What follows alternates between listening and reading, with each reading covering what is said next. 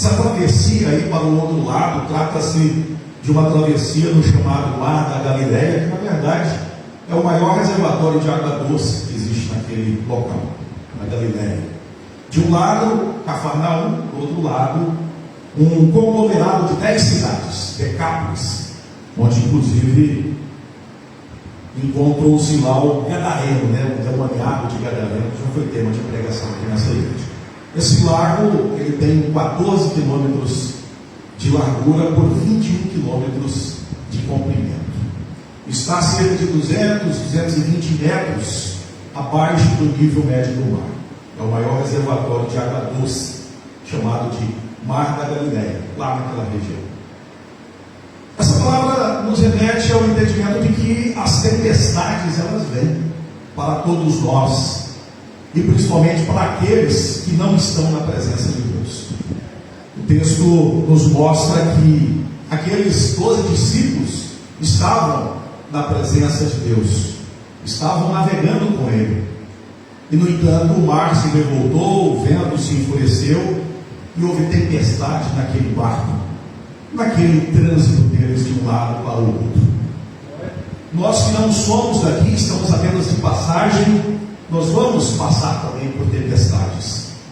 Disse a palavra de Deus: na vida tereis aflições, mas tenham de bom ânimo, pois eu venci o mundo. Jesus Cristo nos ensinou isso. Jesus também nos disse: vinde a mim todos os que estáis cansados, fracos e oprimidos, e eu vos aliviarei. Então essa é uma palavra para mim e para você. Repito, que passamos grandes dificuldades nesse ano de 2025, no nosso passado, mas eu tenho certeza que a partir do momento que você ligar nas suas ações, ligar no seu pensamento e deixar Deus conduzir o seu barco, tenho certeza que você vai vencer essas barreiras. Amém? O contexto aqui afirma, dentre outras coisas, exatamente o que Jesus Cristo ordenou para aqueles discípulos: passemos para outra margem. E quando Deus define, irmãos, vai acontecer. Amém? Glória a Deus. Como aconteceu aquela passagem, Jesus Cristo que tinha pregado, que tinha ensinado, ele era o mestre presente aqui o dia inteiro, e o texto aqui diz que ao anoitecer, ele disse: vamos para o outro lado da margem. Você sabe o que ele foi fazer lá? Ele foi lá em Decápolis para salvar exatamente uma única ovelha, pastor. Você estava dizendo agora há pouco sobre a questão da ovelha que desgarrou daquele rebanho.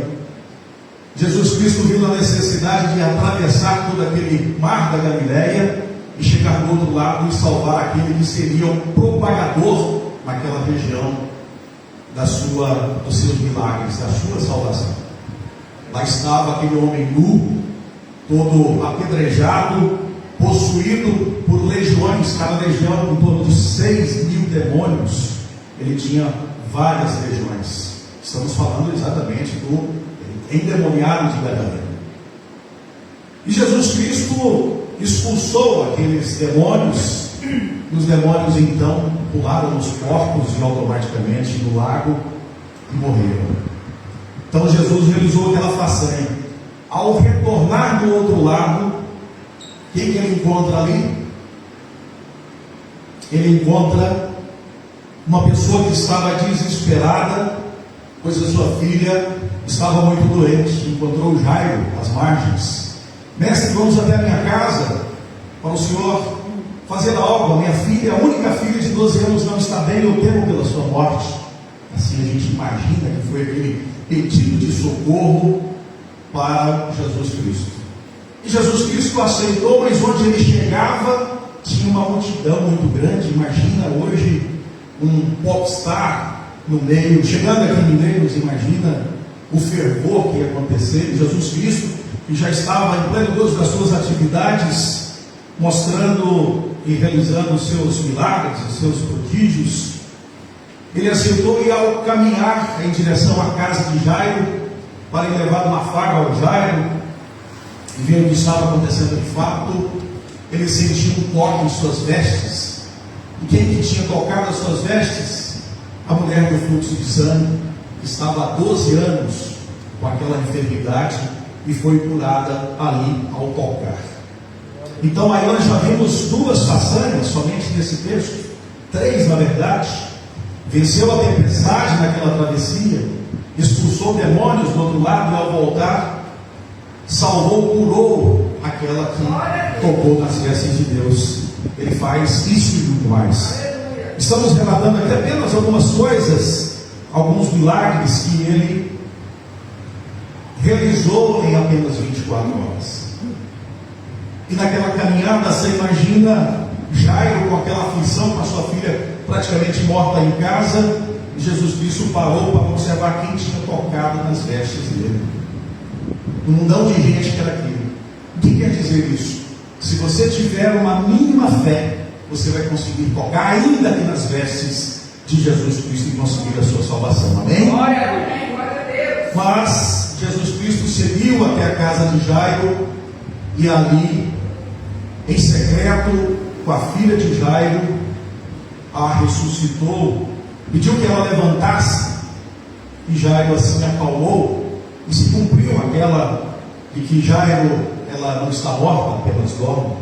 Amém? Então ele realizou mais um milagre, ressuscitou. Isso apenas que a gente pode relatar o que a Bíblia nos conta. A gente sabe que se fosse relatar tudo que Jesus Cristo fez aqui, a Bíblia não caberia, dizem os grandes entendidos das Escrituras Sagradas. Jesus Cristo mostrou aí que tem poder sobre tudo, mas vamos lembrar, ele deteve a tempestade, acabou o mar, o vento, ele expulsou demônios, então ele tem autoridade sobre as doenças, as enfermidades. Ele ressuscitou a filha de Jairo. E quem é você, quem sou eu, em imaginar que a nossa dificuldade não tem solução, que para nós não tem salvação? Eu tenho certeza que em algum momento da sua vida, na sua dificuldade, na sua tempestade, você já pensou, não tem jeito não. Mas eu quero dizer que nós temos um Deus que tudo pode. Glória a Deus, aleluia. Um Deus que é soberano sobre a tempestade, sobre os demônios, sobre a enfermidade e sobre a morte. Aleluia, Amém? glória a Deus. A última palavra é do Senhor. Então quero dizer, irmãos e irmãs, que toda essa dificuldade que você passou nesse ano de 2025, você peça a Deus para acalmar a tempestade que aconteceu na sua vida, trazer providência, trazer dias melhores nesse ano de 2026. E esse é um bom momento, é o último domingo de culto desse ano de 2025.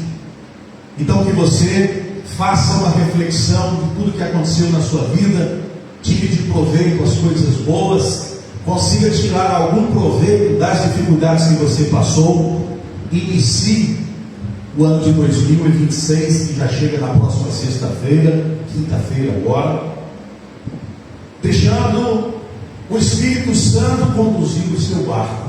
Eu tenho certeza que você e eu conseguiremos ou conseguiremos vitórias. Amém?